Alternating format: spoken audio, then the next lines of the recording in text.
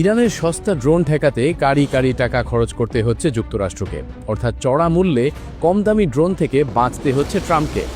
Iran যুদ্ধে জয়ের চাবিকাঠি এখন পুরোটাই খরচের হিসাব। তাছাড়া দামি মিসাইল আর ব্যয়বহুল প্রতিরক্ষা ব্যবস্থা দিয়ে কতদিন সামলাতে পারবে উপসাগরীয় দেশগুলো?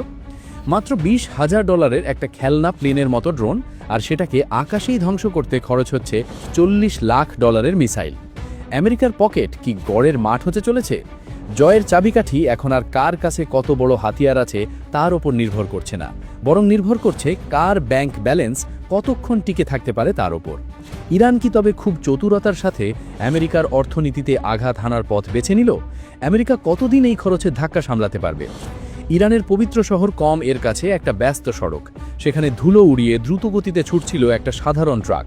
কিন্তু স্যাটেলাইটের এক ঝাপসা সাদা কালো ভিডিও ফুটেজে দেখা গেল আকাশ থেকে চোখের পলকে শত্রুপক্ষের ক্ষেপণাস্ত্র এসে আছড়ে পড়ল ট্রাকের ওপর।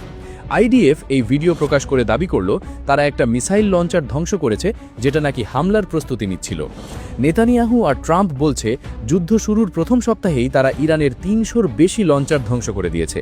এতে ইরানের পাল্টা হামলা করার ক্ষমতা নাকি অনেকটাই কমে গেছে। আপাতদৃষ্টিতে মনে হতে পারে এই রাউন্ডে জিতে গেছে নেতানিয়াহু আর ট্রাম্প, কিন্তু সমর বিশ্লেষকরা অন্য কথা বলছেন। তারা বলছেন ইরান তাদের সেরা অস্ত্রগুলো এখনই বের করছে না, তারা হয়তো তাদের সবচেয়ে আধুনিক আর শক্তিশালী মিসাইলগুলো পরবর্তী সময়ের জন্য জমিয়ে রেখেছে।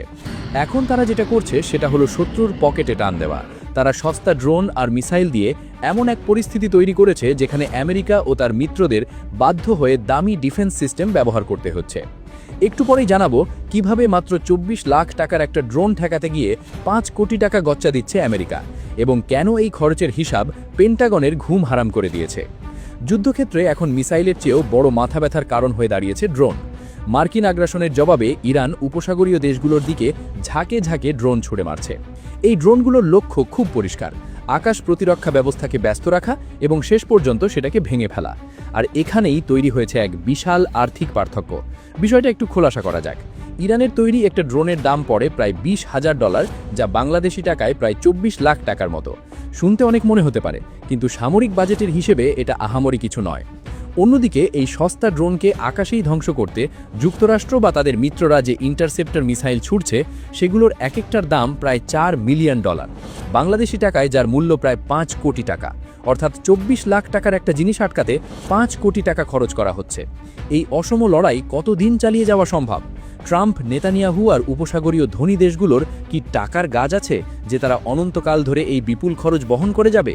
আশঙ্কা করা হচ্ছে একটা সময় আসবে যখন আমেরিকা বা তার মিত্রদের মজুদে থাকা এই দামি ইন্টারসেপ্টর মিসাইল ফুরিয়ে যাবে, অথচ ইরানের গুদামে তখনও হাজার হাজার সস্তা ড্রোন হামলার জন্য প্রস্তুত থাকবে।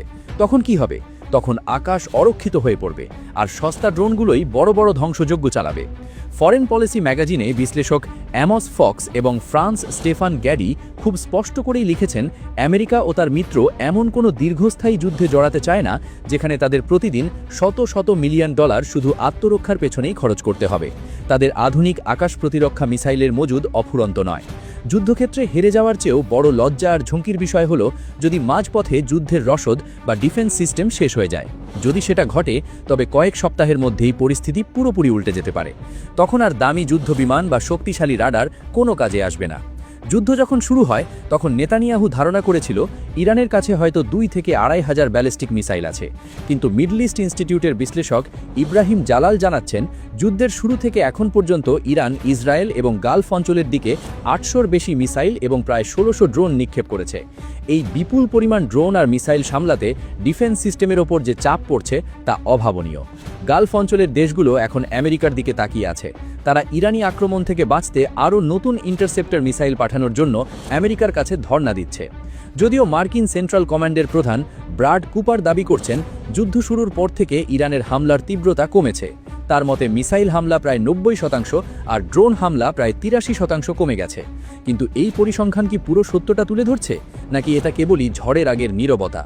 বেশিরভাগ মিসাইল আর ড্রোন আকাশে ধ্বংস করা হলেও সেগুলোর ধ্বংসাবশেষ নিচে পড়ে ভবন বা রাস্তাঘাটের ক্ষতি করছে। প্রাণহানি হয়তো কিছুটা কম হচ্ছে, কিন্তু আতঙ্ক কমছে না। সবচেয়ে বড় কথা, যখনই কোনো একটা মিসাইল বা ড্রোন প্রতিরক্ষা ভেদ করে আঘাত হানছে তখনই বড় ধরনের বিপর্যয় ঘটছে। জেরুজালেমের কাছে একটা উপাসনালয়ে হামলায় ৯ জন নিহতের ঘটনা সেটাই প্রমাণ করে। শতভাগ নিরাপত্তা নিশ্চিত করা কখনোই সম্ভব নয়, আর ইরান ঠিক সেই সুযোগটাই নিচ্ছে। তারা জানে তাদের সব ড্রোন লক্ষ্যে পৌঁছাবে না, কিন্তু যে কয়টা পৌঁছাবে তাতেই কাজ হবে, আর যেগুলো পৌঁছাবে না সেগুলো শত্রুর দামি মিসাইল খরচ করিয়ে অর্থনৈতিক ক্ষতি নিশ্চিত করবে। যুদ্ধের এই পর্যায়ে এসে আমেরিকার সবচেয়ে বড় ভয়ের কারণ হয়ে দাঁড়িয়েছে তাদের উৎপাদনের গতি। ইরান যেখানে মাসে ১০০ মিসাইল বানাচ্ছে, আমেরিকা সেখানে কয়টা ইন্টারসেপ্টর বানাচ্ছে জানেন? এই তথ্যটা শুনলে আপনি চমকে যাবেন। একটু পরেই সেটা বলছি।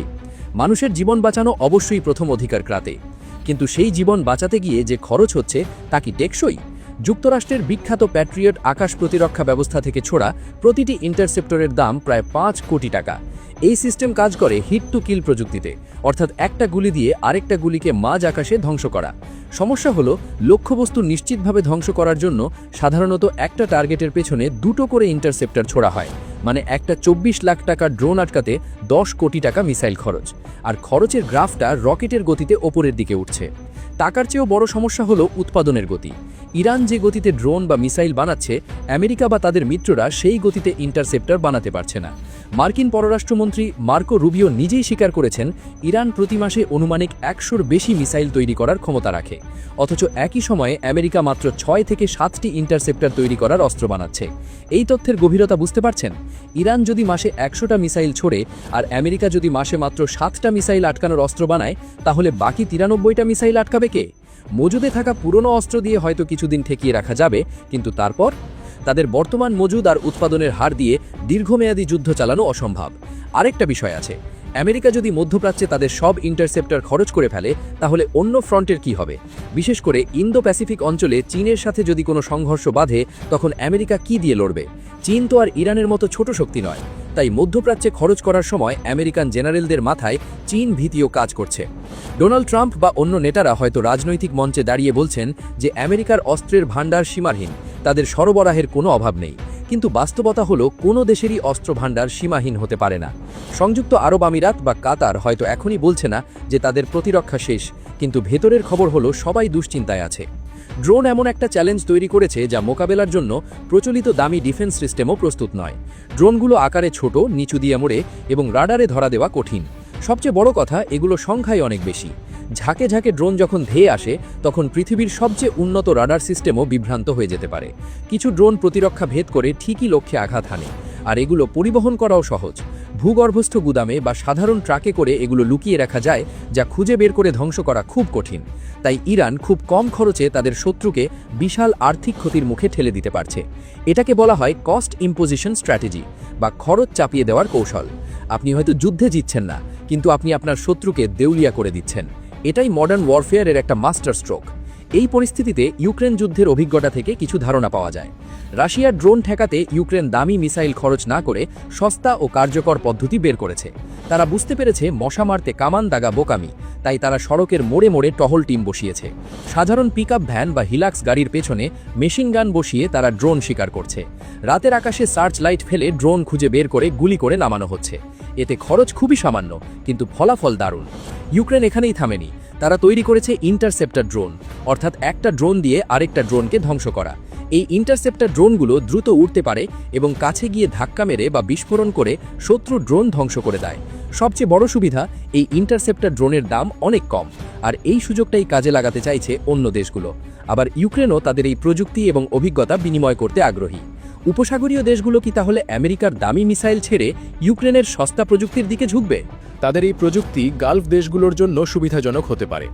তাই যদি সৌদি আরব বা আমিরাত ইউক্রেনের মতো মেশিন গান বা ইন্টারসেপ্টর ড্রোন ব্যবহার শুরু করে, তবে তারা তাদের দামি প্যাট্রিয়ট মিসাইলগুলো বাঁচাতে পারবে।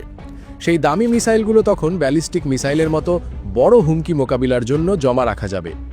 ছোট ড্রোনের জন্য আর ৫ কোটি টাকার মিসাইল নষ্ট করতে হবে না। যুদ্ধের ময়দানে এখন আর শুধু সাহসিকতা বা অস্ত্রের ঝলকানি দিয়ে জয় পরাজয় নির্ধারিত হচ্ছে না, পর্দার আড়ালে চলছে ক্যালকুলেটরের যুদ্ধ। ইরান খুব ঠান্ডা মাথায় সেই ক্যালকুলেটরের বোতাম টিপছে।